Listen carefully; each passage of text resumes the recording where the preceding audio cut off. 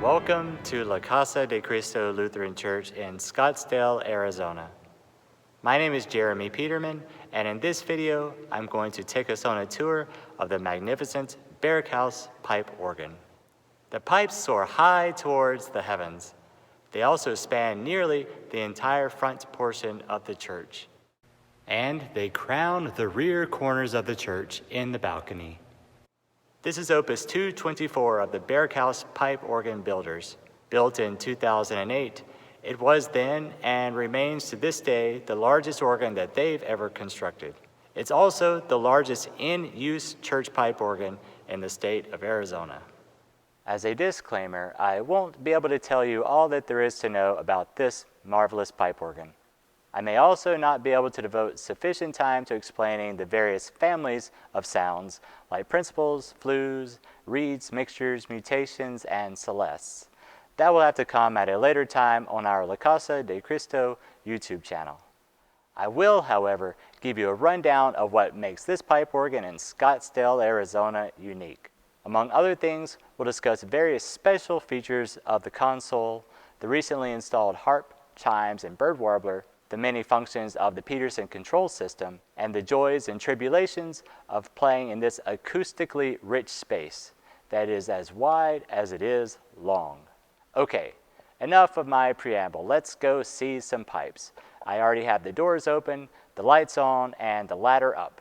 It's just a short walk through that door, through the narthex, up a ladder, through the blower room, through a hole in the wall, under some wind lines, up another ladder, and before you know it, you're in the middle of the mezzanine. I'll see you up there.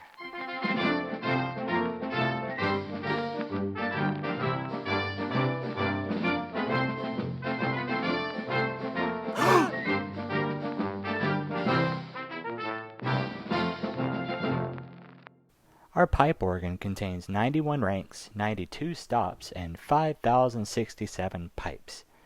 The swell and partially installed solo divisions are enclosed behind shades, and the remainder of the visible pipes form a mountainous landscape inspired by the McDowell Mountains and their many cacti.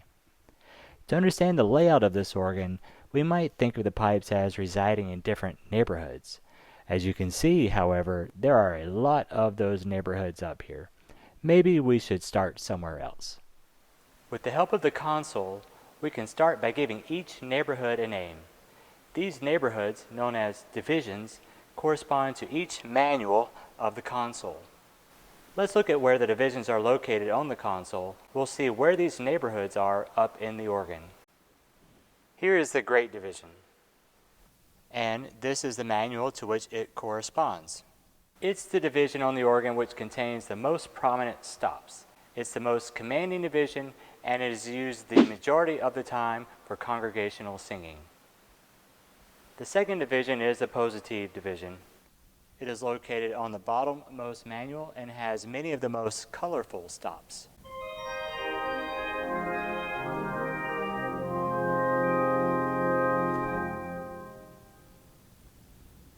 The Swell Division is the third manual from the bottom, and its draw knobs are located to my left.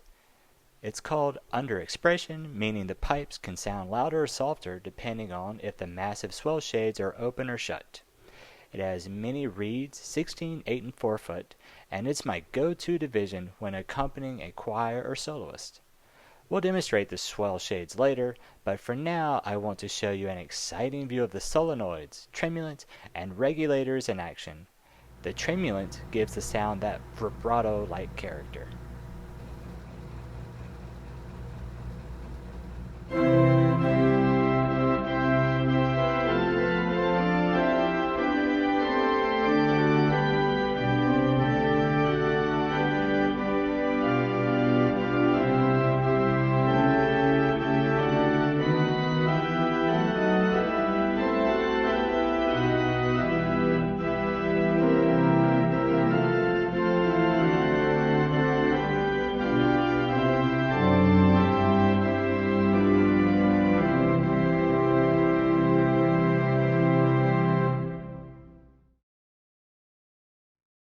The Antiphonal Division, played on the top manual, is the fourth division on the organ, and its stop jamb is located just to the right of the swell. Its 10 ranks of pipes are located in the rear balcony, although the horizontal trumpets in the front can also be played there. While it's tempting to only use the antiphonal as a call and response with the front organ or as a solo trumpet opportunity, I choose to use it the majority of the time when the congregation is singing to bring enough sound to the folks in the back. You'd be surprised how much a soft 8-foot stop helps. The left and right sides of the antiphonal division wonderfully demonstrate the C and C-sharp layout of our pipes. On one side, all the ranks start on C and go up by whole steps: C, D, E, F sharp, G sharp, A sharp. And the other side begins on C sharp, proceeding to D sharp, F, G, A, B, and back to C sharp. The majority of our pipes are located on slider chests.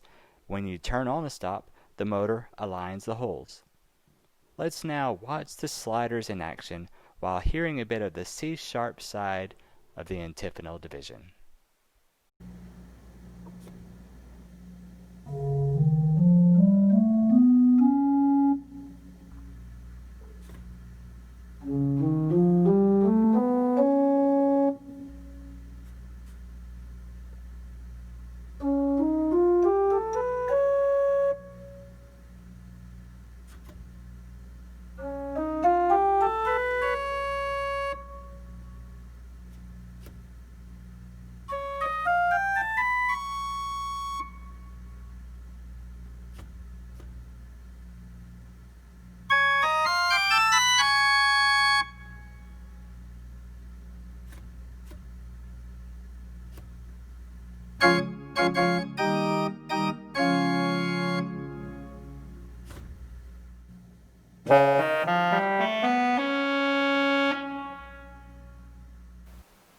The fifth division is the solo division. It is called prepared for because we have the draw knobs in place and the location in which to put all of the ranks. However, they are not currently installed. We do have chimes and harp. This division is located on the top manual. I'd like to demonstrate the action of the chimes, harp, and expression shades all in the solo chamber. You'll be able to see this happening as I play it. First, the chimes.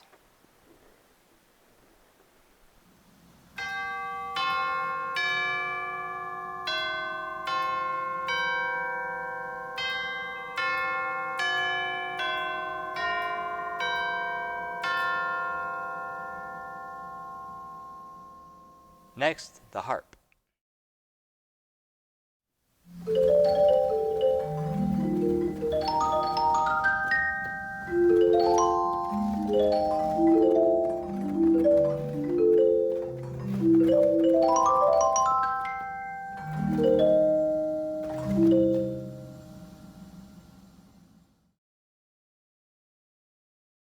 The final division of our organ is the pedals.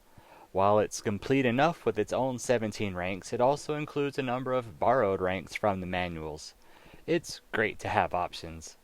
And it borrows from itself in order to create the resultant 32-foot. To give the illusion of having a full rank of 32-foot pipes, it adds 7 chromatic notes lower than the low C of the 16-foot sub-bass: B, A sharp, A, all the way to F. And after that, each consecutive pedal adds a fifth above. It's more about the rumbling feel than the absolute pitch. I can't promise that you'll hear it too well over the computer or phone, but I'm going to give it a try.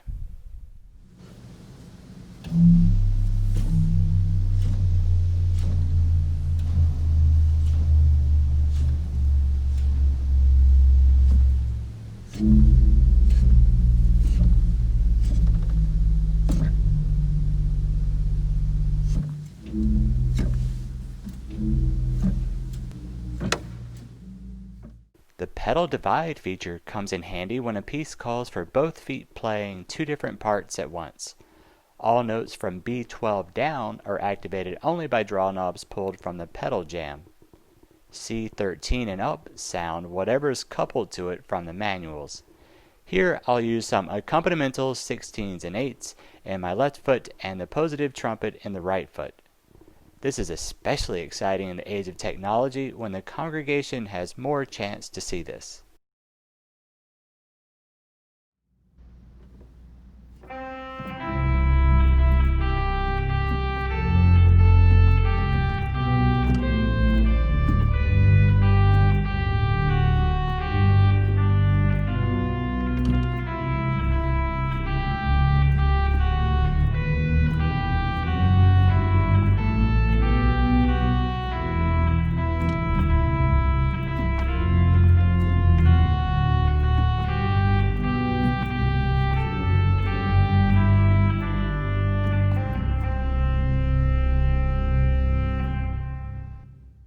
With such an expansive organ, we have tried myriad ways of recording the instrument for both concerts and live stream. We are currently using a total of 6 permanently installed mics. If you're looking at the massive stained glass window in the center, we have one mic to the left and one to the right.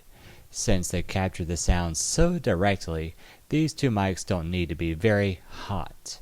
The 3 mics in front of the swell chamber, of course, capture the pipes in the swell division, but they also obtain much of the room's acoustical properties and natural reverb. We have one final mic in the balcony to procure the sound from not only the rear, but also from the entire front organ, albeit from a distance. This final mic provides some very authentic reverb because of the distance that sound must travel compared to the front mics. Together, all 6 devices give the online listener a high-quality rendition of the in-house experience, especially when heard with headphones. The controls for the cymbal stand are located just inside the swell chamber. You see I have 3 different options for manipulation. I have a delay, a speed, and a volume. The speed and volume are all the way up. You can definitely hear it in the sanctuary. And I have a little delay set, my personal preference. I find that I often engage it with my foot, and this just buys me a little bit of time for planning.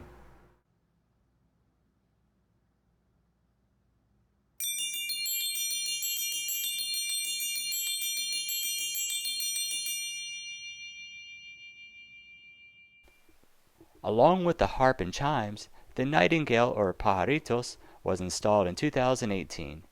It was the first one ever built by the Berghaus Pipe Organ builders. I keep it well maintained and enjoy using it in short bursts to make a more realistic bird chirp. It is essentially 2 pipes upside down, dipped in a mixture of water and canola oil. Tweet tweet.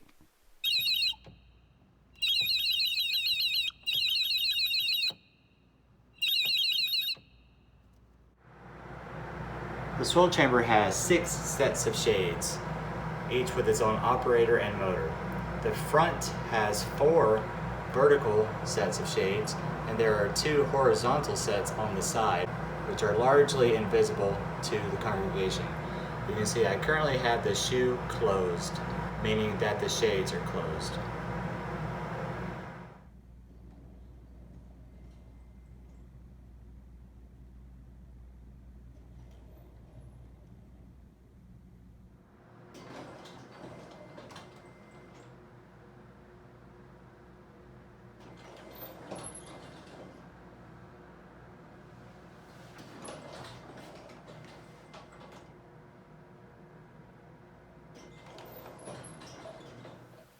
The Peterman control system on the organ console has many functions. First, it allows me to set the organist, Jeremy P., that's me, and I can have as many memories as I wish to assign myself. I've given myself up to 25. I use 1 for general Sunday settings, and 2 if I need more, and 3, 4, 5 I have for pre-saved funeral settings, and I think the next 3 or 4 are for weddings. Thereafter, I have assigned memories for recital pieces as I am preparing them. I can also allow other organists to use this by selecting this button, and they can rotate through until they find their name, if they have a name. Otherwise, they go to guest A or B as I assign. I can also transpose up and down, I believe, 6 half steps. And then I select own, and on my home screen, it tells me that I'm down 6 half steps, so I know my status. Another function of the Peterson control system is to record oneself. I love this option. I push record play, dump at the same time, and it allows me to record myself. If I pulled out this and played a couple notes, I stop, it's saved. Now let's play it. This is song number 112. I'm pushing play. See if the draw knob comes out automatically.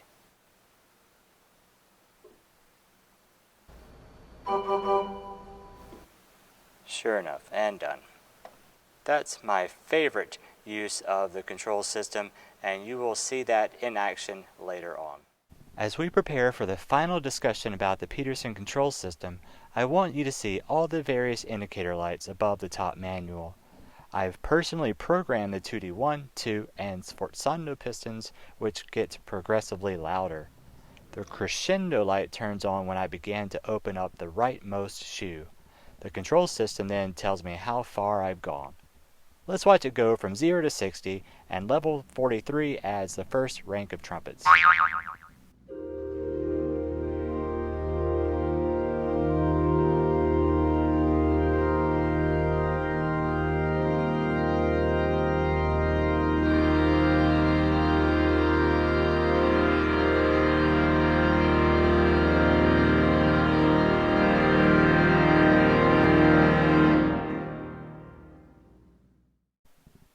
This organ is tremendously diverse and can be at home in most any musical style. As you can see, the console is located far to the right in front of the swell chamber. I have to remember that what sounds loud to me isn't necessarily loud to those seated in the center or the far left, and the opposite is also true about softness. When I play a recital, it's crucial to locate the console in the center of the sanctuary so I can hear the balance in real time. The distance from the console to speaking direction of most of the pipes creates an ensemble challenge for me, but the brilliance of the layout can be heard from the congregation in the center. The area around the fountain is the sweet spot. If you've seen any of our past services, YouTube videos, or my own recitals, you've probably noticed that I like to have a lot of fun. To conclude this tour of the Berghaus Pipe Organ at La Casa de Cristo, I'm going to play Guashmai by Richard Purvis. However, I've already pre-recorded myself at the organ, and I've added timpani and tambourine parts to liven it up a bit. To send us on our way, you're going to see me play those 2 percussion parts, along with various shots of the organ throughout the sanctuary. You'll also see the draw knobs come in and out as my pre-recording dictates. Thank you for watching, and feel free to email me with any questions or comments.